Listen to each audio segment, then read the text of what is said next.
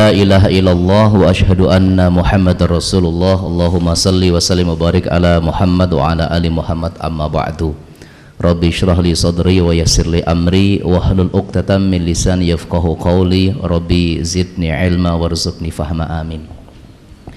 Yang kami muliakan para alim, para ulama, tokoh masyarakat yang tidak kami sebutkan satu persatu, yang kami cintai karena Allah, segenap panitia pengajian akad pagi Masjid An-Nur Karangpandan, dan wabil khusus kepada Bapak dan Ibu jamaah pengajian akad pagi rahimakumullah, semuanya yang insya Allah kami cintai karena Allah. Sebelum saya matur, saya mohon izin untuk sedikit meralat ya yang disampaikan oleh akhuna pembawa acara. Terlalu berlebihan beliau menyebutkan saya, jadi saya bukan Dewan Syariah di BMT, tetapi memang saya salah satu yang aktif di dunia lembaga keuangan syariah, mendirikan beberapa BMT, tapi sekarang posisi saya sebagai Dewan Pengawas saja, pengawas dari sisi manajemennya. Untuk Dewan Syariahnya kita sudah punya asatidzah yang qualified ya. Alhamdulillah kita punya 3 orang, 2 diantaranya doktor di bidang fikih, yang satu dokter fikih, yang satu dokter tafsir, alumni dari Al-Azhar, yang satu dari Indonesia. Kemudian kebetulan juga saya diamanai sebagai ya, selain di BMT saya punya bank syariah, BPR Syariah. Saya kebetulan diamanai sebagai komisaris utamanya. Jadi di dunia ekonomi saya pelaku. Jadi kalau syariahnya paham sedikit-sedikit saja gitu. Kemudian sebaiknya saya disebutnya jangan Ustadz, cukup Bapak sajalah, Pak Robani atau Pak Abdullah, itu lebih nyaman saya. Karena Ustadz ini terlalu berat Pak ya. Kalau Ustadz biasanya kan Ustadz itu nulisnya dari kanan ke kiri Pak ya. Nah gitu. Saya kan dari kiri ke kanan gitu. Jadi bukan bahasa Arab ini. Bahasa Arabnya cuman bisanya afan sama syukron aja itu. Alhamdulillah Bapak Ibu, tentunya kita bersyukur kepada Allah ala kulli hal. Alhamdulillah pagi hari ini semuanya dalam keadaan sehat nggih? Sehat semua. Sehatnya jangan cuma 1 Bapak Ibu, sehatnya harus 4. Seorang muslim itu minimal sehatnya itu 4.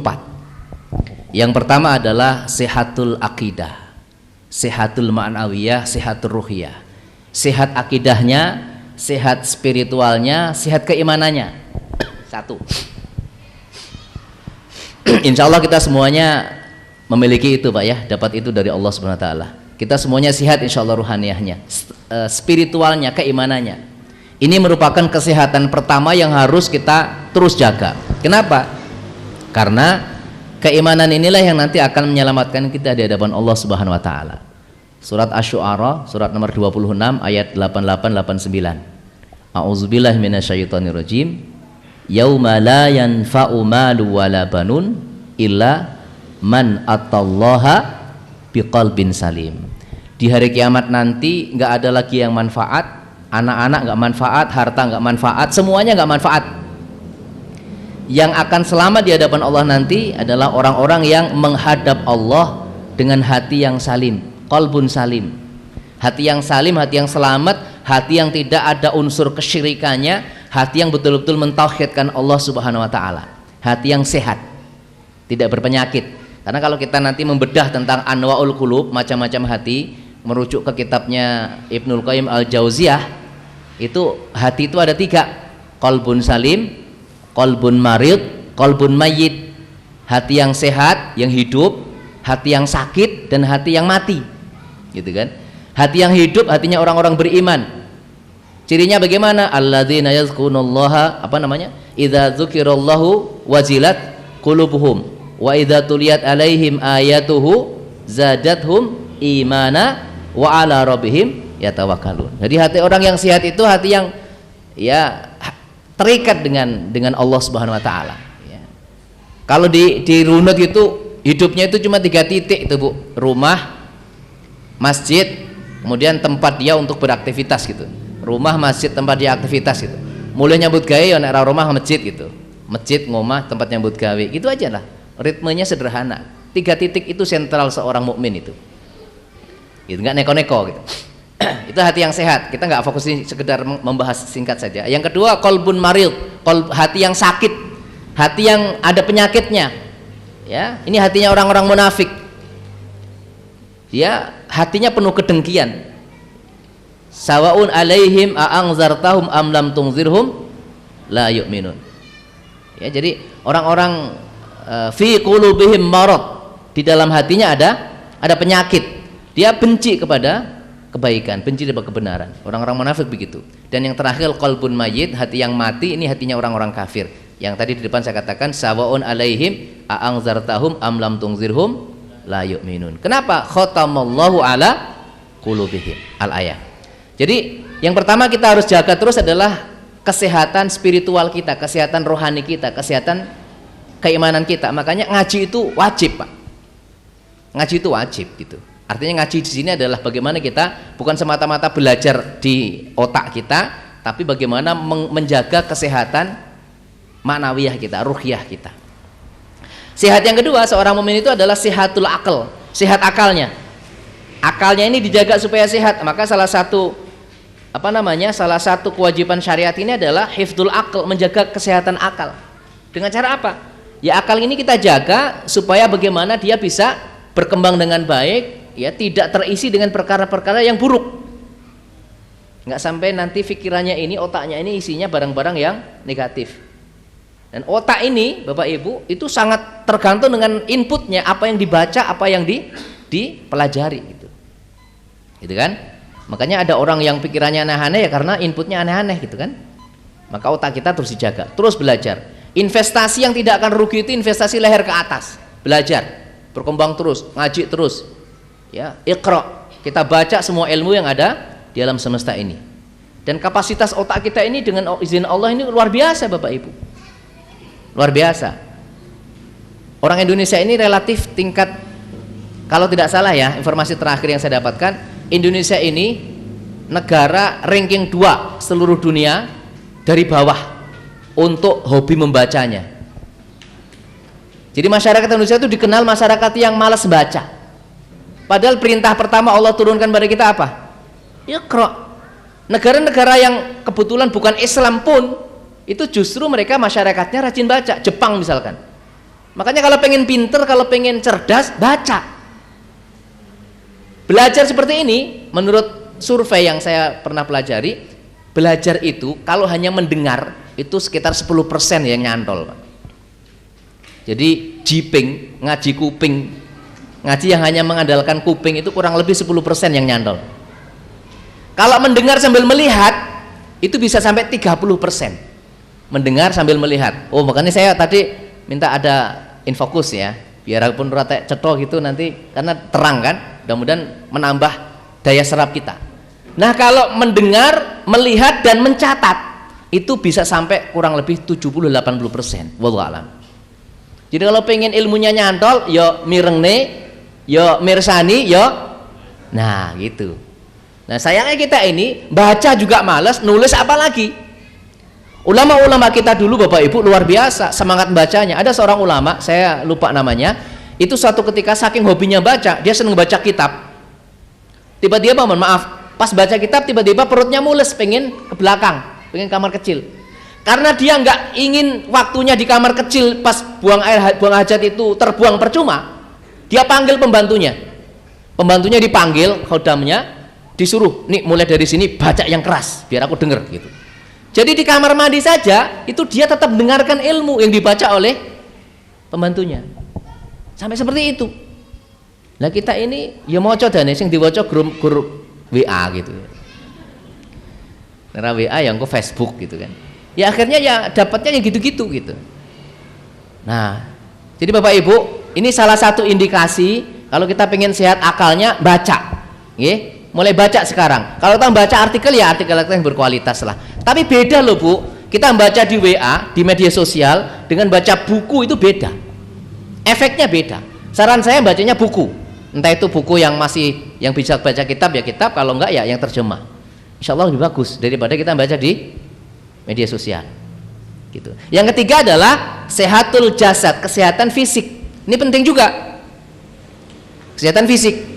Ya, saya alhamdulillah sedang mengkaji kesehatan fisik ini dengan materi kajian Sehat ala Nabi sallallahu alaihi wasallam. Jadi Saya bukan orang medis, saya tidak akan berbicara ilmu medisnya, tapi kita berbicara bagaimana sih kehidupan Rasulullah SAW itu kok sampai beliau menjadi manusia paling sehat saat dunia gitu kan. Manusia paling sehat, nggak pernah sakit ibaratnya kan. Itu ada ilmunya ternyata, luar biasa. Nah, kita tidak akan bahas di sini, nanti kita bahas yang lainnya. Jadi sehat fisik ini penting, karena kalau sehat fisiknya nggak sehat, ibadah juga nggak nikmat gitu lah. Ngapunten, ibu pernah, bapak ibu pernah sakit kepala nggih? Pusing gitu. Kalau sedang pusing, sholat itu nikmat nggak? Nggak nikmat, Pak. Wah, sujud itu rasanya koyo Masya Allah ya. Baru sakit kepala saja ibadah nggak nikmat, Bu, apalagi sakit yang lain gitu. Makanya hifdzul jasad, menjaga jasad kita agar sehat ini penting. Makanlah yang halal, yang thayyib, tidak berlebihan, ya tidak fudul gitu ya.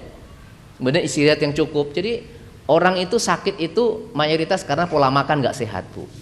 Ada sebuah riwayat, al-maidatu baituda, perut itu sarangnya penyakit. Jadi orang sehat apa nggak sehat itu dimulai dari bagaimana cara dia makannya, pola makannya gitu, ya kan? Maka kan ada sebuah ungkapan, nahnu qaumun la na'kul qabla nadba, ya, kami kaum yang tidak makan sebelum kami lapar. Melanjutannya, dan kami sudah berhenti sebelum kenyang, kan begitu kan? Nah itu nanti kita bahas pas pembahasan kesehatan. Nah hari ini keempat, jadi kita harus jaga kesehatan spiritual, rohani kita, keimanan, kesehatan akal, yang ketiga kesehatan fisik, yang keempat adalah sehatul mal, sehat finansial, kesehatan dompet. Nah, karena saya orang ekonomi ini, maka ngajinya ini kan kajian spesial, pakai telur, Bu ya, pakai telur 2 spesial nih. Jadi karena saya orang ekonomi, artinya saya sekolah ekonomi, maka kajian saya ekonomi gitu aja deh, biar nggak nyengkleng gitu. Saya nggak mungkin menyampaikan ilmu hadis, nggak bisa saya. Ya, maka bisa saya ini ya bismillah. Bagaimana ekonomi seorang muslim? Apa itu penting? Loh, bagaimana nggak penting Bapak Ibu? Coba jeneng sekarang bisa ngaji ke sini, kira-kira butuh fasilitas uang nggak? Iya. Jenengan tadi ngasto motor, ngagem mobil, itu pakai BBM kan, Bu? BBM belinya dengan apa? Dengan uang. Yang tadi dahar sarapan dibelinya dari apa? Uang. Jenengan ngapunten, sholat itu mukena, sajadah, ruko, kemudian sarung dan lain-lain, pakaian kita itu dibeli dengan apa? Dengan uang. Ibadah ini sulit, Bu, kalau nggak ada uang. Ini bukan berarti saya yang ngajarin jenengan nanti jadi pecinta uang loh ya. Kita ingin menempatkan bahwa ekonomi itu penting gitu. Bahkan kita lihat ya, tegaknya Islam ini, menyebarnya dakwah Islam ini salah satunya karena ada dukungan finansial. Ketika perang Tabuk, ya, perang Tabuk, seorang sahabat yang namanya Utsman bin Affan radhiyallahu anhu, sahabat Nabi, khalifah kedua setelah Rasulullah SAW wafat ya. Waktu perang Tabuk itu, perangnya terjadi di zaman paceklik, Bu, paceklik. Utsman itu mendatangkan kurang lebih 1000 ekor onta dengan seluruh isinya, dan itu disedekahkan untuk umat Islam. Pasukan-pasukan perang yang nggak punya kuda dibelikan kuda. Istri dan anak-anak yang bapaknya ikut perang dijamin ekonominya. Di total, di salah satu kajian, waktu itu ukurannya kan dinar sama dirham sama onta sama itu dihitung. Kalau infaknya Utsman bin Affan sekali infak pada waktu perang Tabuk itu dihitung pakai rupiah hari ini, kurang lebih itu hitungannya 125,4 miliar. Itu sekali infak. Gitu, Pak. Ada nggak orang yang sekarang kayak Utsman? Ada. Siapa? Teman-teman yang generasi muda kenal yang namanya Sadio Mane. Kenal ya? Sadio Mane. Siapa saudara kita Sadio Mane? Dia seorang muslim dari negeri Senegal. Muslim, mohon maaf, kulit hitam. Tapi di hadapan Allah insya Allah dia sangat dimuliakan insya Allah. Dia seorang pemain bola tingkat dunia. Dia mengatakan, kalau saya mau, saya bisa beli pesawat jet pribadi 2 cash. Kalau saya mau, saya bisa beli mobil Ferrari 10 cash. Tapi Bapak Ibu silahkan cek di Facebook, Sadio Mane, HP-nya saja itu bagus HP saya. Nah, gitu. HP-nya itu bentet, retak, ditalani karet. Seorang Sadio Mane, ketika kemarin dia infak berapa? Dia membangun rumah sakit di kampung halamannya 900 miliar, hampir 1 triliun dari honor dia main bola. Bayangin coba. Jadi nanti kalau pengajian akad pagi ini ada yang infak itu, ini mau bangun apa nih? Mau bangun pondok lagi itu, berapa kebutuhannya? 2,5 miliar, aku sing nguati gitu kan. Dahsyat itu kan, luar biasa. Jadi ternyata dakwah ini berkembang pun salah satunya karena dukungan ekonomi. Jadi kalau ibaratkan dakwah itu seperti mobil, maka ekonomi itu BBM-nya, bahan bakarnya gitu. Mobil itu walaupun baru Pak, mobilnya baru keluar dari dealer, sopirnya canggih, jalannya juga bagus, tapi BBM-nya kosong, bisa jalan nggak? Ya jalannya disurung karo digeret itu, berat gitu. Dakwah juga begitu. Khadijah radhiyallahu anha itu habis-habisan Bu. Suatu ketika dalam satu riwayat Rasulullah Muhammad SAW itu menitiskan air mata. Khadijah tahu, kemudian Khadijah bertanya, ya Rasulullah, apa salah saya sehingga engkau khawatir? Khadijah ini jangan-jangan Rasulullah menitikkan air mata itu karena ada kesalahan dalam diri Khadijah. Maka Khadijah bertanya, jazakallahu khair, ya Rasulullah, salah saya apa sehingga engkau menangis? Adakah salahku padamu? Gitu bahasa kita ya. Kata Rasulullah, tidak ya Khadijah, saya hanya bersedih gitu. Kenapa bersedih? Rasul mengatakan, ketika dulu kamu belum menikah, kamu ini seorang wanita yang terhormat dan kaya raya. Tapi begitu kamu menikah dengan aku, hartamu habis karena kamu pakai untuk mendukung dakwahku. Apa kata Khadijah? Demi Allah ya Rasulullah, ini saya bahasa umum, bahasa bebas ya. Seandainya aku nanti sudah mati, ya, dan engkau ingin berjalan ke satu tempat dan jalan itu ada sungai, engkau harus menyeberangi sungai itu ya Rasulullah, maka saya rela engkau gali tulang-tulangku dan engkau ambil, engkau jadikan sebagai jembatan gitu. Pengorbanannya seperti itu Pak. Jadi bondonin teh itu gak apa-apa, sampai bisa lagi gak dia apa-apa meneh wis mati, balung gue jebukun Mas, gak apa-apa Mas gitu, kalau memang ada gunanya. Artinya pengorbanan Khadijah seperti itu, dahsyat Pak. Maka hari ini ya kita belajar Bapak Ibu, kenapa sih umat Islam ini harus kuat ekonomi gitu. Saya suatu ketika Bapak Ibu di Jogja ada acara dengan teman-teman di salah satu bus wisata begitu. Itu saya mau nangis itu malu, tapi saya nyesek gitu, nyesek nahan tangis gitu. Kenapa? Di bus itu semuanya muslim, saudara kita. Memang acara rombongan pengajian gitulah Bu, rombongan piknik waktu itu nih, piknik TK atau enggak piknik, ya piknik TK anak saya, wali-wali murid TK saya ikut gitu. Kenapa saya nangis? Ya, waktu itu ada saudara kita pakai jilbab rapi gitu ya, naik ke bus itu, kemudian presentasi, ujung-ujungnya apa? Minta sumbangan Bapak Ibu. Ujung-ujungnya minta sumbangan gitu. Nah, kenapa saya nangisnya? Ya Allah gitu. Dan dia melakukan itu bukan hanya di bus kami gitu, di bus-bus yang lain, bahkan termasuk rombongan ngapunten jamaah gereja. Jadi ada bus yang dicarter oleh jamaah gereja itu berhenti juga di parkiran sekitar Malioboro sana gitu ya. Itu ternyata juga masuk ke sana. Alasannya ini minta pembangunan untuk infak pembangunan masjid gitu.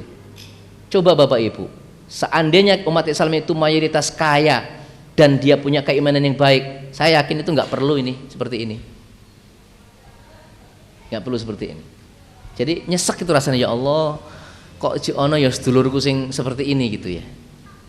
Jadi ini luar biasa. Baik, kita lihat datanya Bapak Ibu. Ini satu yang luar biasa. Kelihatan nggak nih? Nggak kelihatan ya? Tak bacakan. Menurut ini data dari saya ambil di Kompas, koran Kompas tanggal 12 Agustus 2020, kurang lebih setahun yang lalu. Informasinya dari Direktorat Jenderal Kependudukan dan Catatan Sipil Jakarta. Ini data resmi Pak, data resmi mengatakan bahwa penduduk Indonesia per tanggal 30 Juni 2020 itu totalnya 268.583.016 jiwa. Jadi penduduk Indonesia itu menurut data itu ya, saya hanya ngutip saja, menurut data itu 268,5 juta jiwa.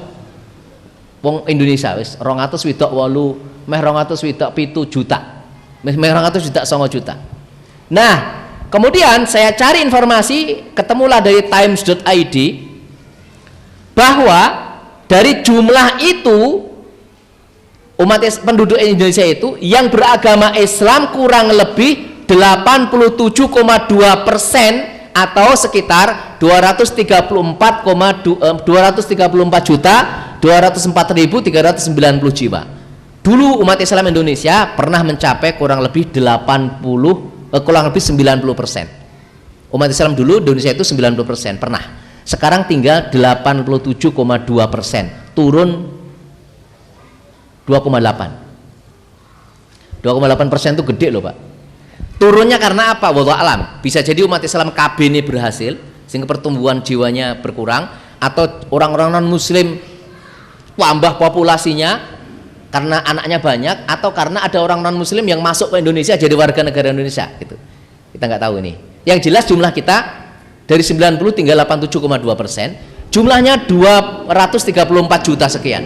Nah, seandainya ini dari jumlah umat Islam itu semuanya belanja satu bulan 100.000 rupiah saja kebutuhan hariannya, beli sabun, beli sampo, beli pasta gigi, deterjen, kopi, gula, teh, susu, memenakih, pembalut wanita, kemudian make up, bedak, kemudian kecap, saus dan lain-lain itu 100.000. Ada nggak Bu yang belanjanya 100.000 sebulan? Nggak ada. Lebih ya, lebih 100.000. Nah kita bikin aja seandainya rata-rata 100.000, maka uang umat Islam yang masuk ke perusahaan-perusahaan yang kebetulan rata-rata bukan punya umat Islam itu adalah 23,4 triliun. Triliun Pak. Nek miliar kan nule rolas, nek triliun nule tambah telu gitu ya. Juta, ratus puluhan juta, ratusan juta, miliar, triliun kan begitu kan? Ya itu Pak. Ya, piro ngarani ngane angeliram itu. Jadi uangnya triliun tuh Pak. Per bulan loh. Itu kalau rata-rata 100.000. Nah pertanyaannya, siapa ini yang nadai duit umat Islam nih? Kita Bapak Ibu dari kecil itu diajarkan ketika sekolah dulu, didoktrin secara tidak sadar menjadi orang yang sukanya buang duit. Buktinya apa? Pelajaran bahasa Indonesia SD dulu zaman saya kecil itu, ini Budi, ini Bapak Budi, ini Kakak Budi, namanya Wati gitu kan. Terus ada kata-kata apa? Ibu Budi pergi ke pasar membeli apa gitu. Terus Wati pergi ke pasar membeli. Ada nggak di pelajaran bahasa Indonesia kita yang kata-katanya ibu pergi ke pasar menjual? Nggak ada. Yang ada apa? Beli. Jadi kalau nanti doktrin kon bendino ya kan jadi konsumen, tukang tuku, tukang belonjo, bukan tukang menghasilkan duit, bukan tukang menghasilkan income. Maka jangan heran kalau sampai hari ini wong Islam itu mayoritas jadi pemakai, bukan jadi produsen. Loh Masya Allah, kita itu sudah merdeka berapa puluh tahun, 76 tahun Indonesia, mosok wong Islam renek sing iso gawe sabun, mosok renek sing iso gawe sampo, mosok iya sih wong 234 yuto gak ono sing iso gawe minyak goreng gitu. Ini Bu, persoalan bukan berarti nggak bisa. Hobi kita ini belanja, bukan hobi kita menciptakan produk. Beda dengan Jepang, beda dengan Amerika, beda dengan negara Cina gitu ya, negara-negara maju secara ekonomi. Sekarang coba dilihat rumah siapa orang Indonesia yang tidak ada produk dari Jepang? Hampir nggak ada Pak. Jangan motornya pakai apa Pak?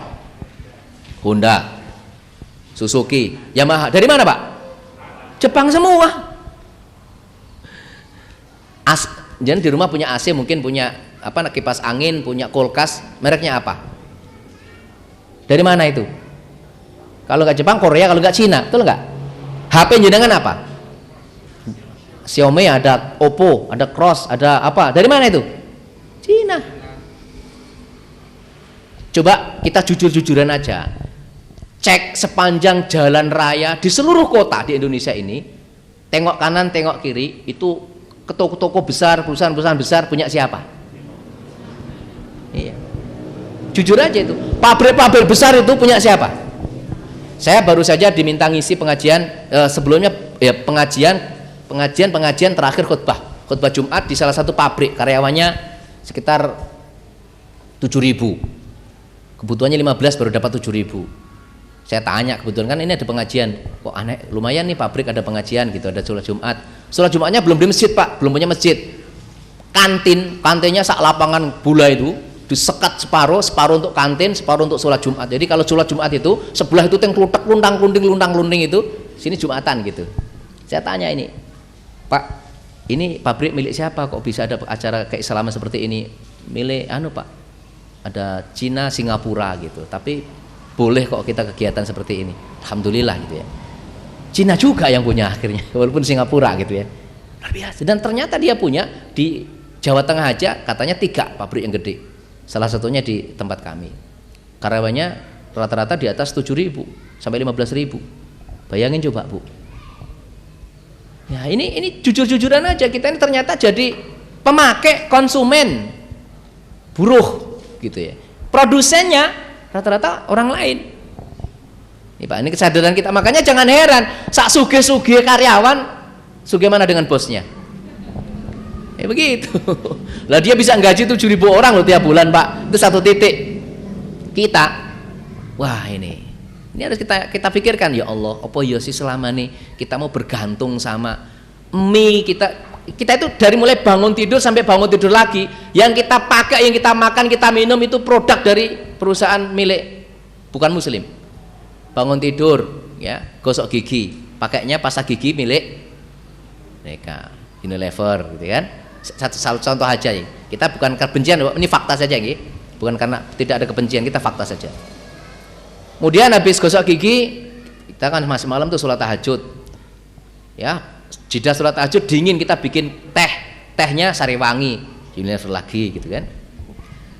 Habis itu ke masjid, pulang dari masjid dahar bubur. Pakai kecapnya kecap bango.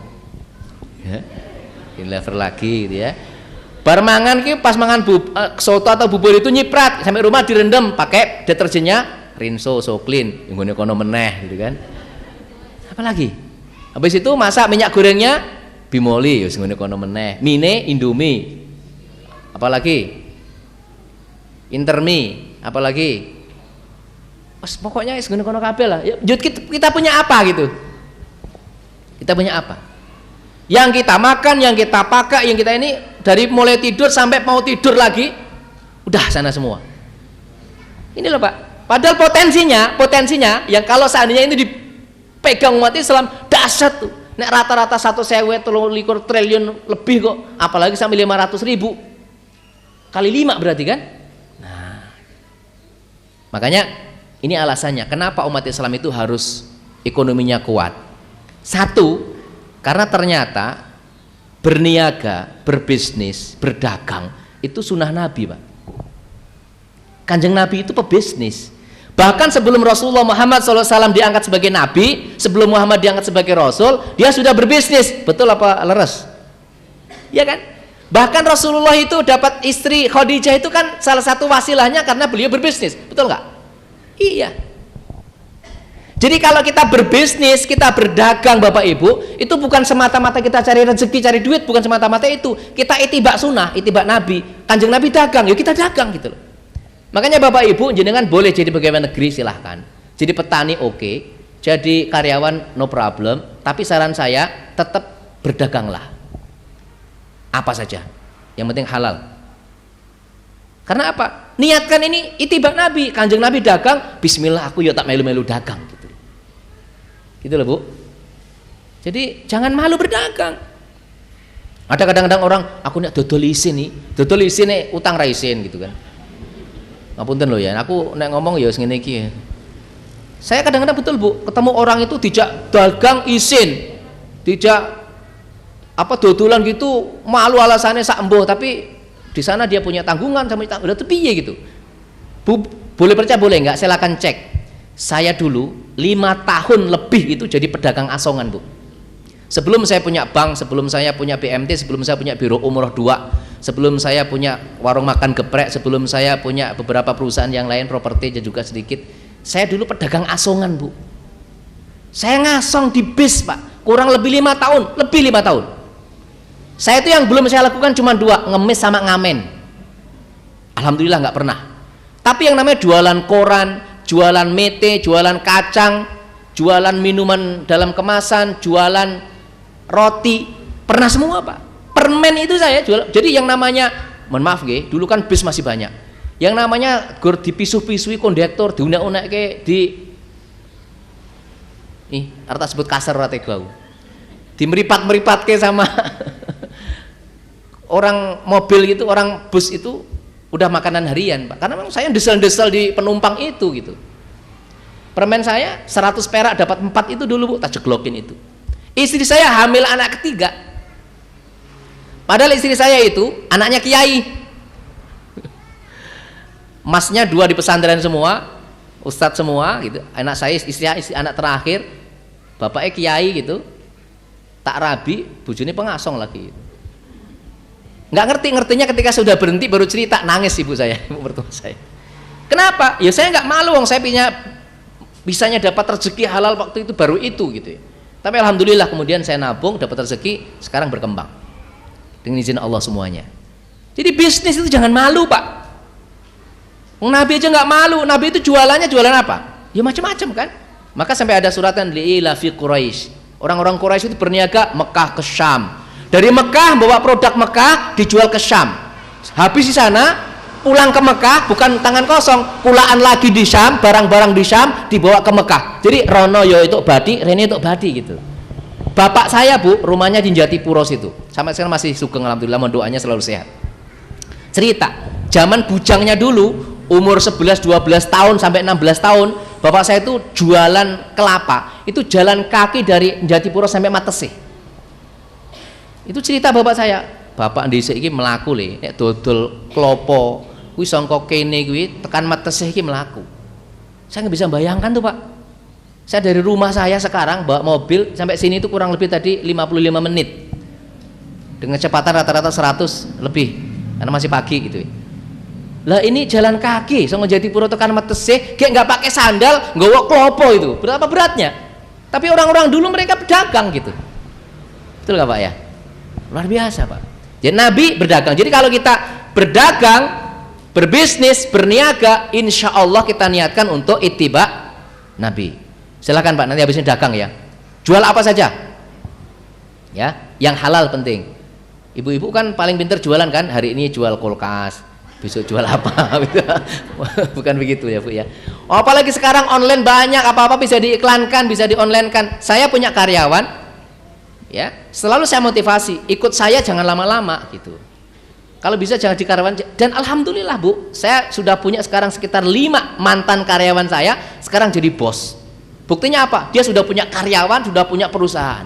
Ada salah satunya punya percetakan, karyawannya 13. Luar biasa, saya bangga banget. Ya Allah, ketemu gitu, ya ini loh harusnya gitu. Satu punya perusahaan sablon kaos, satu punya jual beli komputer, satu lagi punya lembaga bimbingan belajar.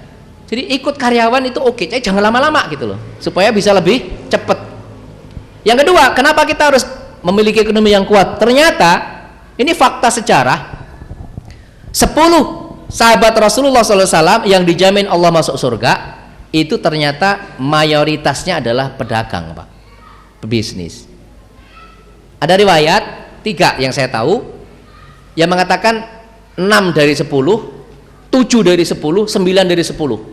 Jadi yang dijamin al-mubasyirin bil jannah itu 10 orang, dijamin surga itu 10 orang. 7 diantaranya atau 6 diantaranya atau 9 diantaranya berarti kan mayoritas adalah pebisnis. Gitu loh, Bu. Luar biasa. Makanya kalau pengen banyak peluang surganya, yuk kita memiliki ekonomi yang kuat. Insya Allah itu, Bu. Yang ketiga, Pak, para ulama penggerak pergerakan umat, perjuangan umat terdahulu itu rata-rata juga pebisnis. Ulama-ulama kita, tokoh-tokoh kita, bapak-bapak yang sepuh, saya yakin paham. Di Solo dulu, Bu, di zaman Belanda, kita masih dijajah Belanda. Di Solo itu sempat ada organisasi yang dibentuk oleh para tokoh-tokoh kita, yang sekaligus mereka di samping para tokoh agama juga pedagang. Apa organisasinya? SDI, Syarikat Dagang Islam. Syarikat Dagang Islam, Persatuan Pedagang-Pedagang Islam, kalau nggak salah itu di Solo, di Laweyan kalau nggak salah terbentuknya. Ya, itu mereka para tokoh, para ulama, aktivis dakwah Islam waktu itu yang sekaligus adalah pedagang-pedagang yang kemudian nanti menjadi syarikat Islam. Walaupun perkembangannya syarikat Islam nanti pecah menjadi syarikat Islam putih dan merah, yang putih tetap Islam, yang merah jenenge syariat Islam tapi ideologinya kiri. Itu sejarah akhirnya kan begitu. Tapi ini tidak bisa kita pungkiri bahwa tokoh-tokoh kita dulu, pejuang-pejuang kita adalah para pedagang, pebisnis. Bahkan sebagian sejarah walaupun diperdebatkan, Islam masuk ke Indonesia juga sebagian besar melalui jalur perdagangan. Para pedagang menyebarkan Islam. Imam Abu Hanifah kalau tidak salah dalam riwayatnya, beliau juga seorang pedagang, pengusaha. Imam Abu Hanifah itu. Bahkan ada ulama, Bu, yang dia itu ketika berdagang, suatu ketika karena saking ramenya tokonya, itu ada satu produk, satu dagangannya yang cacat, BS. Itu ikut terjual tanpa sempat dijelaskan letak cacatnya. Oh, ini loh Pak, orang dulu itu kalau dagang cacat dikandaki cacat.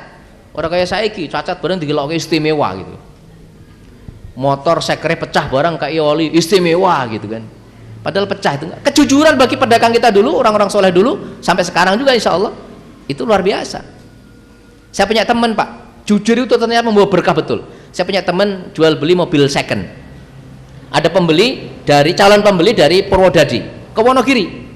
Sampai di lokasi cek mobil, dijelaskan sama teman saya, Pak, kalau Bapak ngersake mobil ini ragate radi lumayan Pak gitu. Dan kenapa Mas? Ini mobil ini sudah wayah ganti, ini wayah ganti. Bingung dia pembelinya, calon pembelinya. Loh ini bakul kok mobilnya malah dilokke, diduduh ke letak yang sudah saatnya ganti. Terus nyang-nyangan enggak deal, enggak jadi. Nggih pun mboten napa Pak, mboten setu. Orangnya balik Pak. Kurang lebih 1 jam kemudian balik lagi ke situ. Teman saya tanya, "Loh kok wangsul enten apa? Napa enten sing ketinggalan?" "Mboten Mas.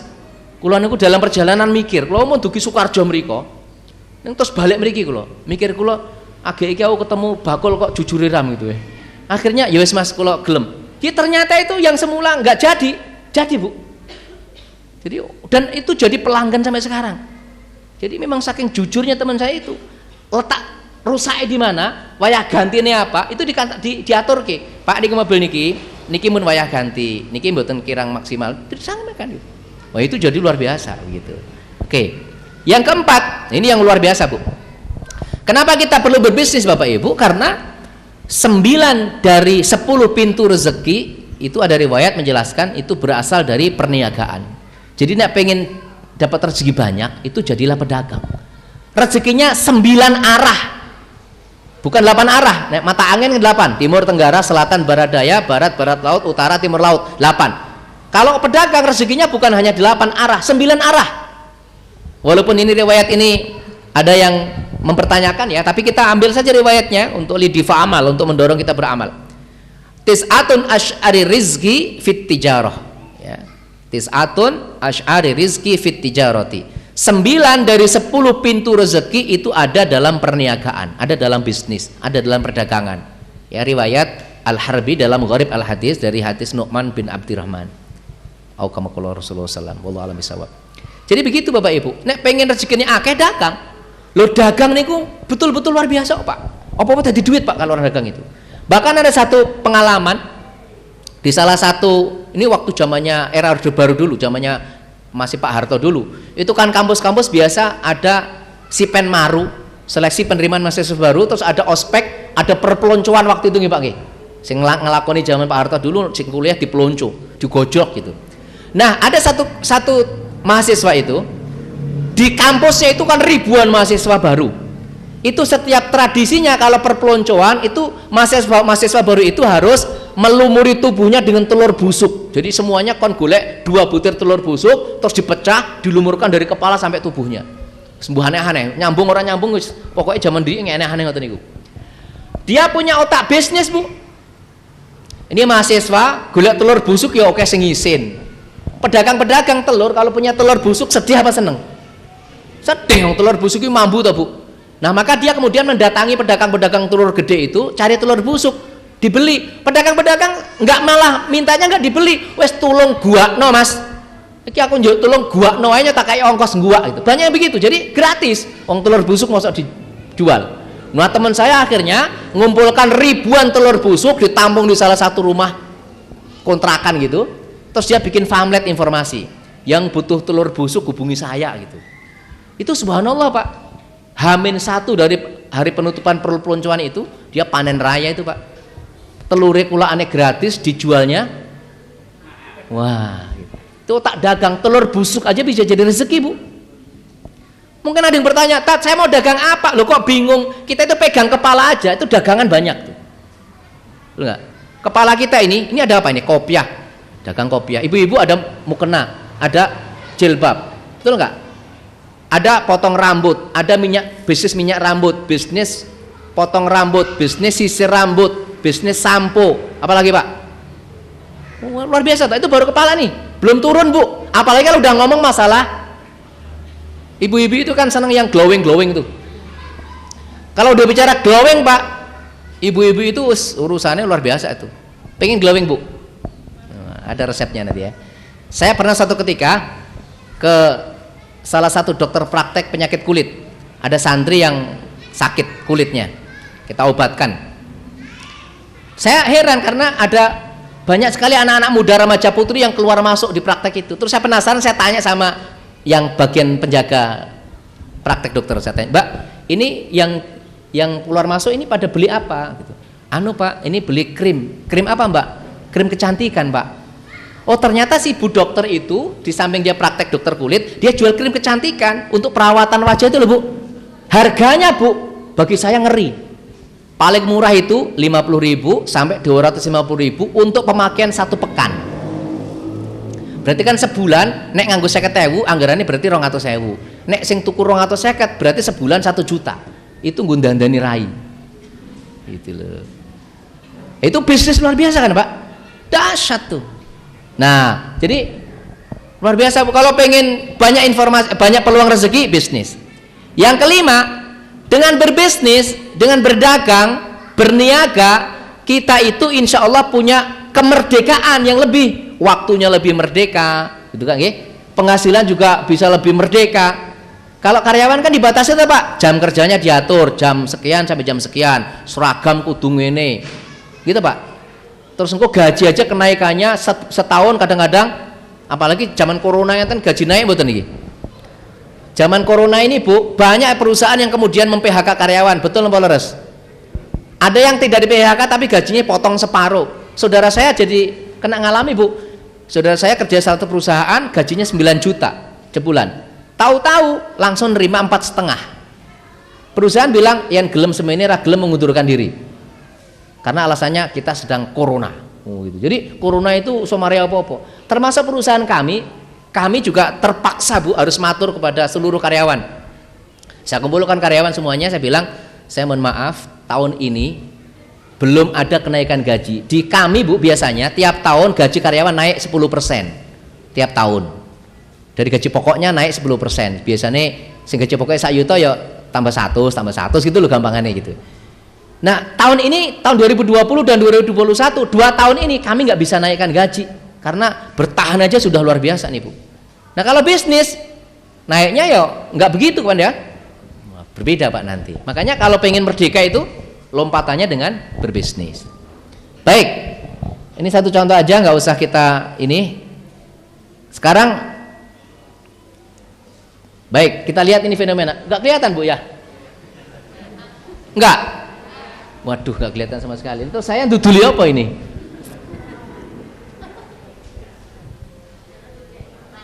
Aduh, panas masalahnya ya. Baik, nggak apa-apa.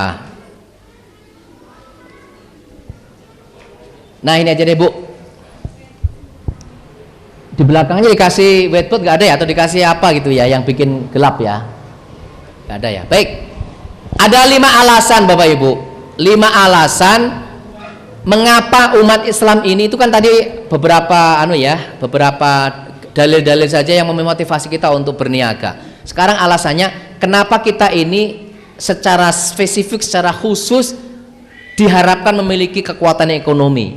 Jadi tadi mungkin saya di depan sudah sampaikan, saya ini ngomporin jenengan, ngajak jenengan untuk berbisnis, untuk menjadi orang muslim yang kaya. Biar apa sih? Bukankah hubud dunia dilarang? Iya, betul. Berdiri aja, Ustaz, diberdirikan. Berdiri aja. Berdiri, siap. Abot, Ustaz. Berat. Ya, berdirikan. Ya, diberdirikan. Alhamdulillah. Minimal ketok lah gitu ya. Nah, kelihatan. Terus dikecilkan ininya, Ustaz. Oke, dah kita aja, Ustaz. Bismillah. Cukup, Ustaz. Jazakallah khairan katsiran. Jazakumullah khair. Oke, Bu. Ini alasan kenapa kita ini umat Islam sebaiknya kaya, sebaiknya.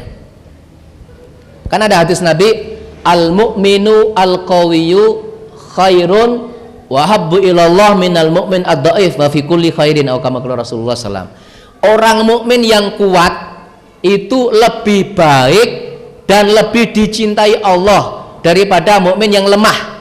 Walaupun semua orang beriman itu baik, orang beriman yang sakit-sakitan itu tetap baik karena dia beriman, tapi lebih baik orang beriman yang sehat. Orang beriman tidak kaya baik, Bu, karena dia tetap orang beriman, tapi insya Allah peluang kebaikannya lebih baik yang gitu. Jadi kenapa sih, Bu? Kenapa Pak Robani kok ngajak kita untuk berbisnis, ngajak kita supaya punya banyak uang itu? Apa pengen numpuk harta? Enggak.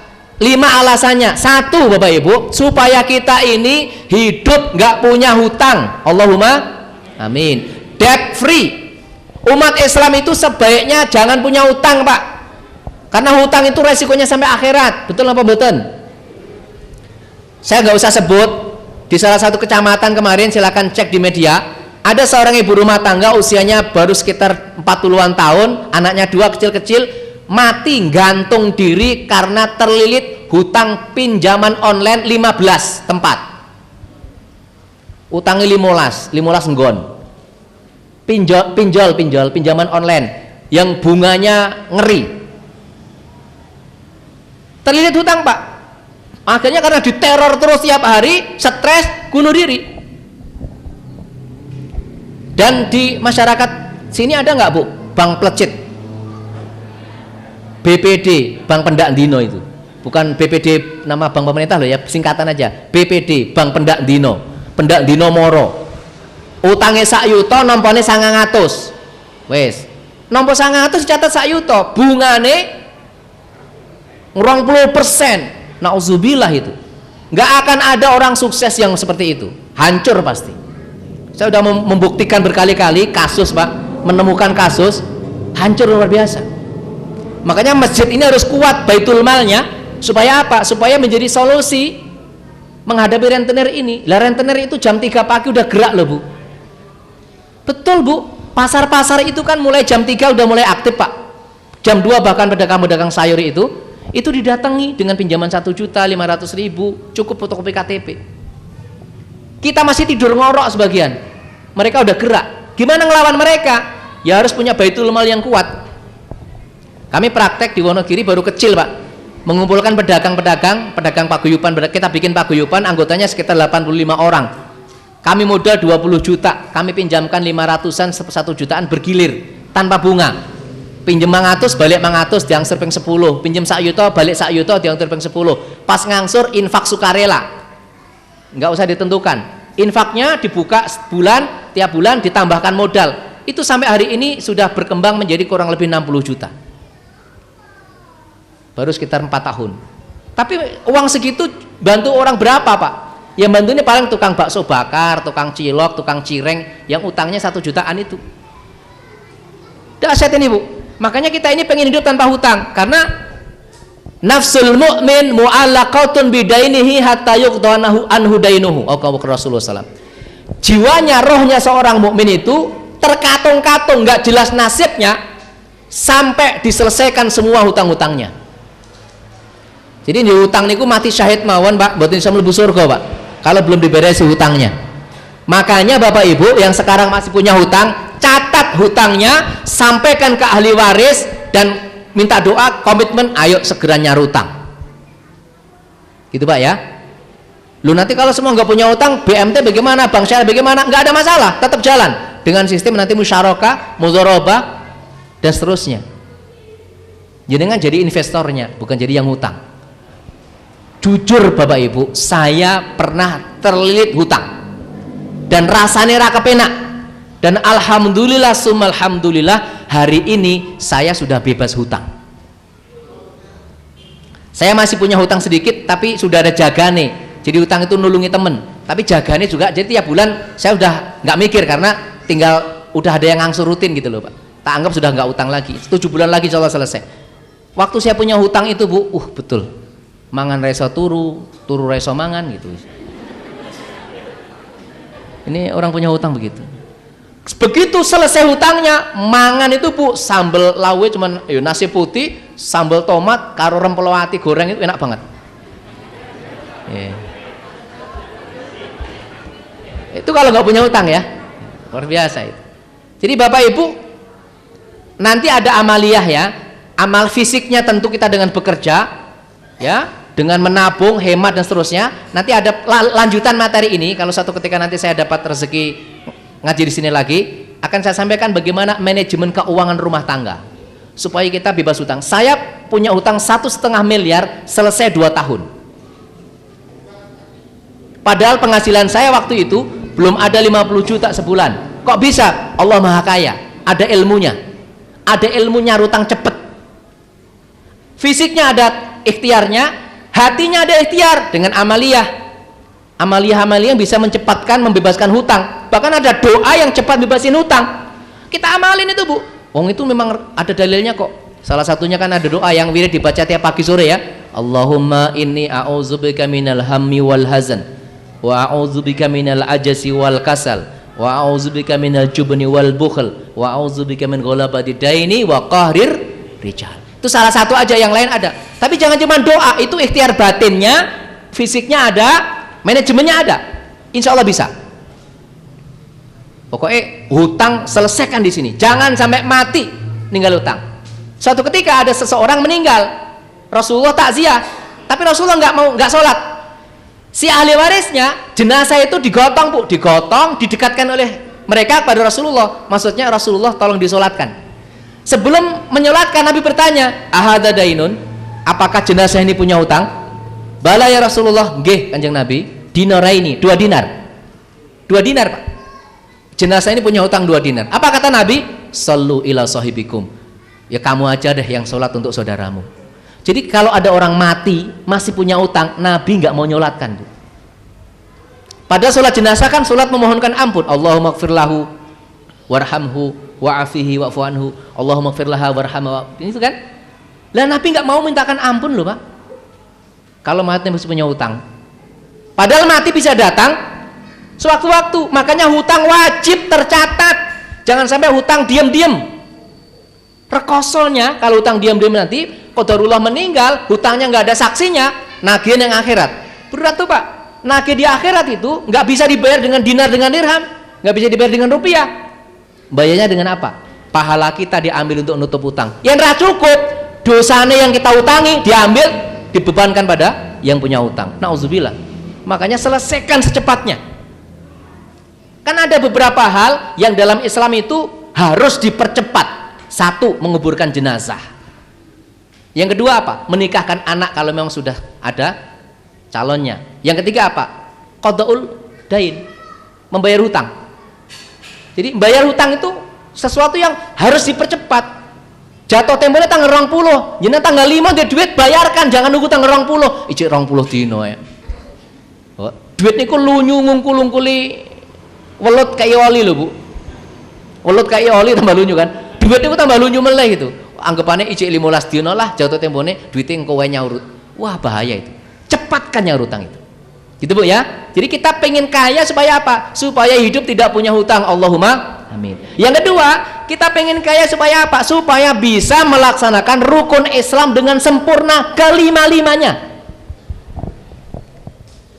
Alhamdulillah Pak ya. Yang sudah bisa alhamdulillah. Yang belum bisa ikhtiar dan doa. Syahadat sudah semua tentu. Salat sudah semua. Puasa insya Allah sudah semua. Zakat nih persoalannya. Zakatnya bukan cuma zakat fitrah maksudnya Pak. Termasuk zakat mal. Nah orang supaya bisa zakat mal kan harus kaya Pak. Hartanya nisab dan haul. Nisabnya harta secara umum adalah setara dengan 85 gram emas. Haulnya setahun, artinya selama setahun tidak berkurang. Maka dia wajib zakat 2,5%. Kalau zakat pertanian beda lagi nggih. Zakat pertanian tentu tiap kali panen nisabnya ada sendiri. Porsi zakatnya besaran zakatnya ada yang 5%, ada 10%. Kalau tadahudan itu 10%, kalau pengairan 5%. Tapi nanti ada pembahasan sendiri itu. Harta secara umum, penghasilan kita secara umum, zakat mal. 85 gram emas itu berapa sih Pak kurang lebih? Saya alhamdulillah punya bisnis emas antam Bapak Ibu. Saya hanya jualan emas murni, emas antam. Jadi lumayan lah Bu, kecil-kecilan gitu ya. Harga emas antam hari ini sedang turun Pak. Kurang lebih 1 gramnya tiap hari kan, tiap hari harganya berubah. Tak bacakan aja hari ini. Saya barusan di WA sama bagian ini. Harga emas antam hari ini supaya kita lebih tahu harganya ya. Oh, yang hari ini belum keluar, kemarin Bu. Kemarin 1 gramnya itu 979,600 rupiah. 979.000 kurang lebihnya. Kalau ini standarnya antam.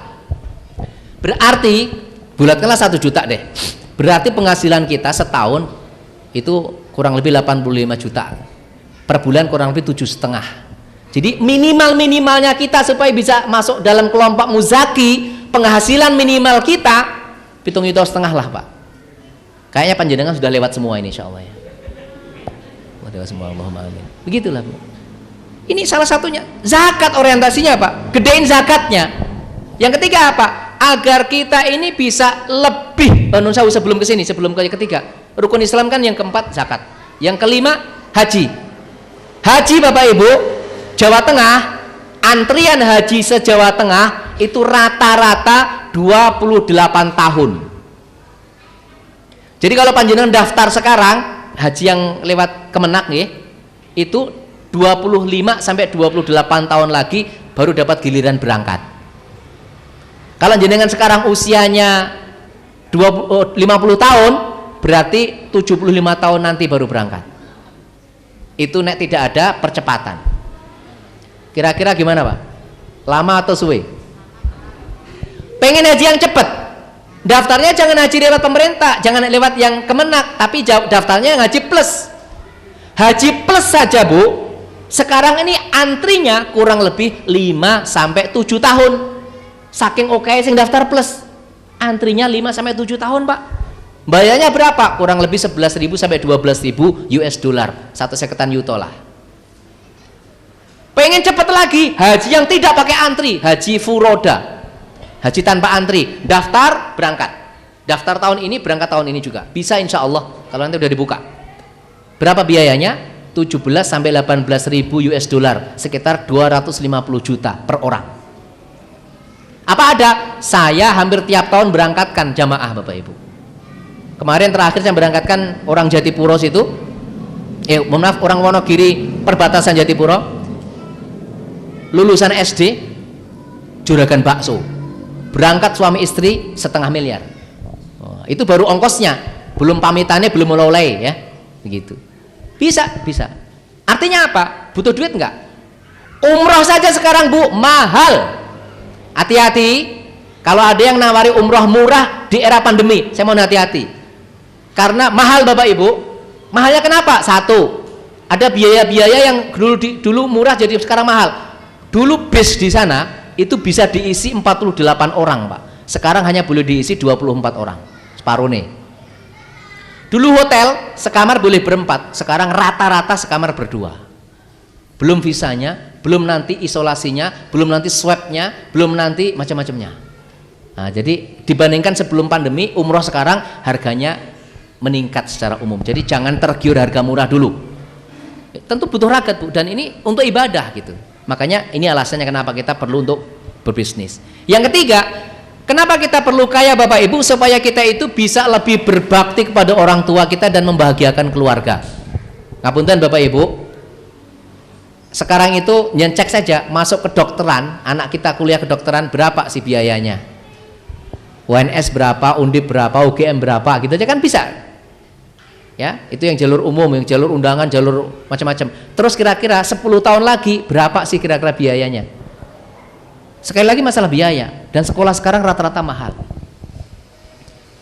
Nah, begitu Bu ya. Nah, yang keempat, kenapa kita perlu kaya? Agar kita bisa banyak membantu orang Bapak Ibu, bisa banyak membantu saudara kita.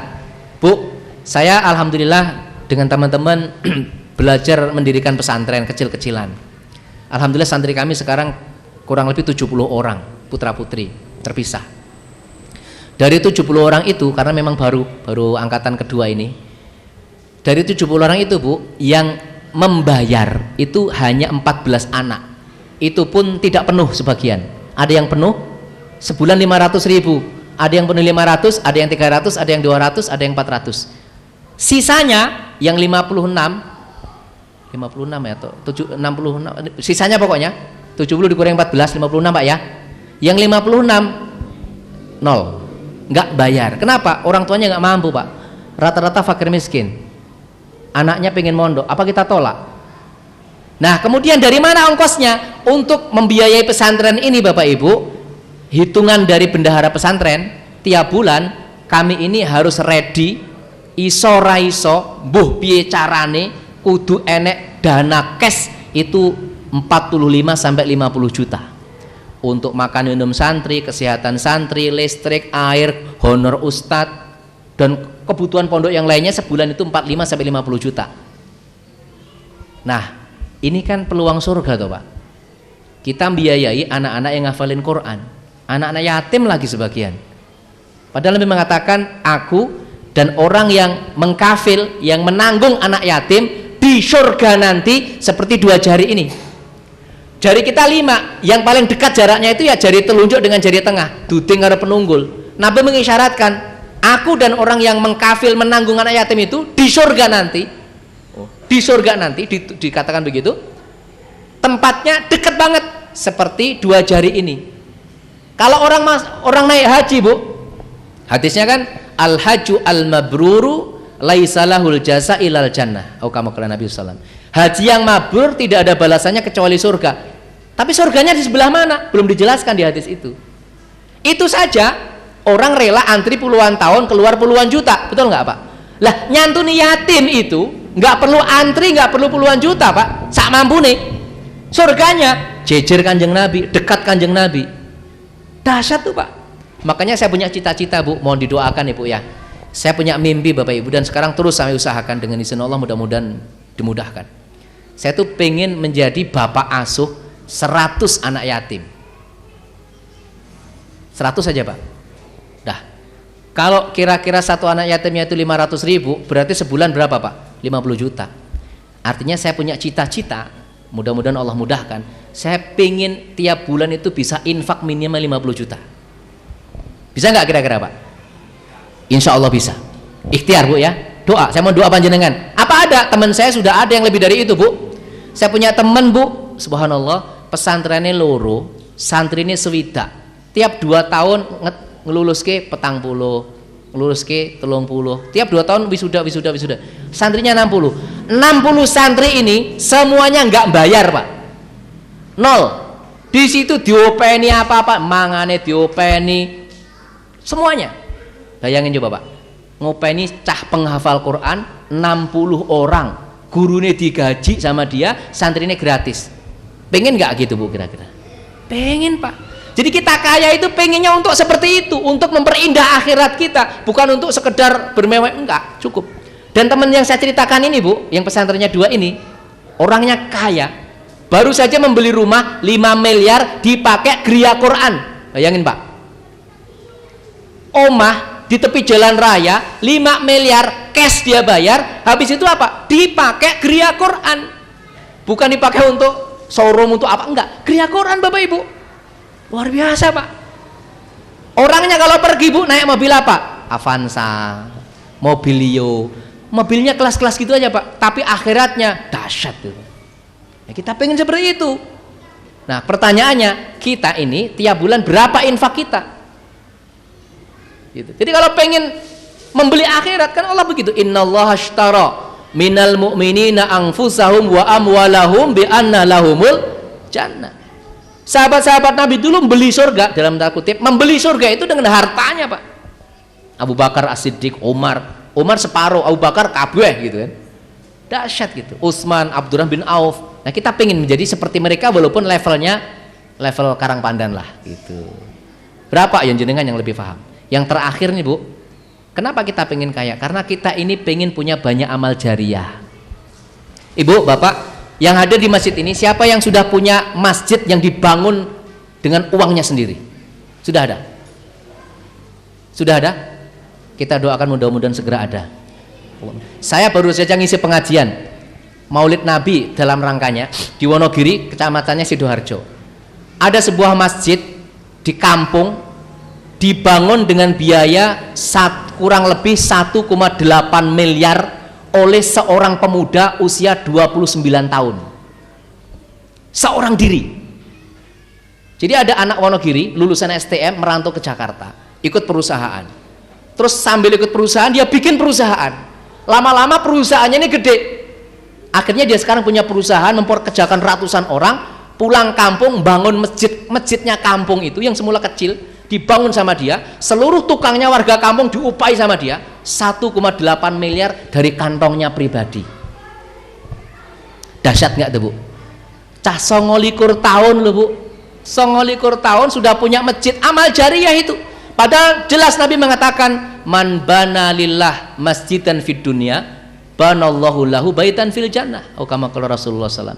Barang siapa yang membangun karena Allah sebuah masjid di dunia, Allah telah membangunkan untuknya sebuah rumah di surga, atau Allah akan membangunkan baginya rumah di surga. Jadi kita pengen punya cita-cita, ya Allah Bu, yang aku raiso anakku mugo-mugo iso bangun masjid, yang raiso dewi patungan gitu. Kalau yang masjid dibangun rombongan keluarga kan banyak Bu, satu keluarga bangun masjid bareng-bareng, bagus. Setidaknya kalau kita belum mampu mandiri, setiap ada proyek-proyek amal jariyah, apakah masjid, apakah pesantren, apakah geria Quran, apakah panti yatim, pokoknya amal jariyah, setidaknya kita bisa ikut. Entah seberapa, betul nggak Bu? Apakah hanya sak semen kek, ataukah hanya sak cetok pasir ibaratnya, ataukah hanya satu batu bata, yang penting kita punya tabungan akhirat. Karena kan idza mata ibnu Adam in qata amaluhu ilamin salasin. Kalau sudah mati anak cucu Adam termasuk kita, semuanya terputus kecuali 3 perkara. Satunya apa Bu? Amal jariyah. Jadi pertanyaannya sekarang ini, awake dhewe wis umur piro, njut jariyah wis apa gitu loh. Karena kalau kita mati nanti semuanya putus, tinggal anak kita doakan apa enggak, jariyah kita sama ilmu kita manfaat apa enggak, itu aja.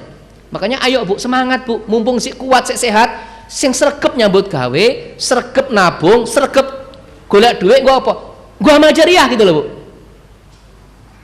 Subhanallah Bu ya. Saya bukan bermaksud apa-apa, nyemangatin ibu-ibu. Jujur saya katakan Bu, saya kemana-mana tidak bisa didampingi istri saya, karena istri saya ada amanah yang lain. Tapi secara fisik nggak bisa, yang lainnya bisa dampingin. Mobil saya itu Bu, yang di depan itu, parkir di depan itu mobil saya itu hadiah dari istri. Karena istri saya tidak bisa mendampingi secara pribadi kemana-mana saya, tapi dia, Bi, aku gak iso dampingi Abi dakwah, aku titip mobilku tak hibah ke Abi nggo dakwah. Jadi mobil saya itu Pak 100% yang dibeli dari duitnya istri saya, diberikan saya untuk aktivitas kegiatan kemana-mana, kayak Khadijah gitu loh Pak. Wah itu alhamdulillah gitu ya. Jadi begitu Bapak Ibu. Ibu silahkan, dan luar biasa nggih. Ini baru motivasi awal. Pokoknya mbuh monggo jenengan terserah, mau jualan sayur, mau jualan apa, sekarang yang penting halal, legal, nggak melanggar aturan pemerintah dan syariatnya terjaga, clear. Produknya apa terserah, duitnya berapa Allah yang akan ngasih, tabung. Dan tiap ada proyek amal jariyah nitip. Iskarimah bikin apa? Nitip. Anur bikin apa? Nitip. Pondok sana bikin apa? Nitip.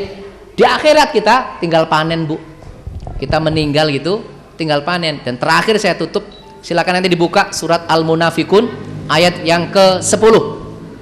Suratnya nomor 63, 62 Al-Jum'ah, nomor 63 Al-Munafikun. Surat Al-Munafikun ayat 10.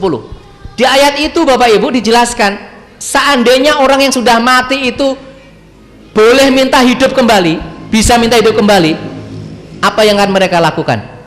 Seandainya orang mati itu durib kemenah gitu, mereka langsung spontan mengatakan fa'asaddaku wa aku minas solihin, aku akan bersedekah dan aku akan jadi orang soleh. Sedekah Bu. Makanya bismillah nggih, saya doakan mudah-mudahan Bapak Ibu semuanya dimudahkan rezekinya ya, diluaskan rezekinya, dilancarkan semuanya, dan diringankan hatinya untuk mengeluarkan hartanya fi sabilillah. Yakinlah, wama tungfiku fi sabilillah yuwaffa ilaikum wa antum la tudlamun.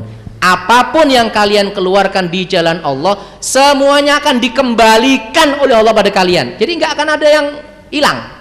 Wa antum la tudlamu, dan kalian tidak akan dirugikan, nggak akan dizalimi oleh Allah. Tenang Bu, yang kita keluarkan fisabilillah untuk ngongkosi pengajian, untuk ngongkosi dakwah, untuk membayari guru TPQ, untuk nyumbang pondok tahfidz, pondok yatim, macam-macam, semuanya kembali penuh pada kita, bahkan dengan bonus pahalanya, dan kita nggak akan rugi. Yakin nggak Bu? Yakin. Saya itu subhanallah merasa banyak sekali dibukakan Allah pintu-pintu rezeki itu sak ploe ngopeni cah-cah yatim itu. Betul Pak? Perasaan saya itu usaha apa itu enak jalan keluarnya.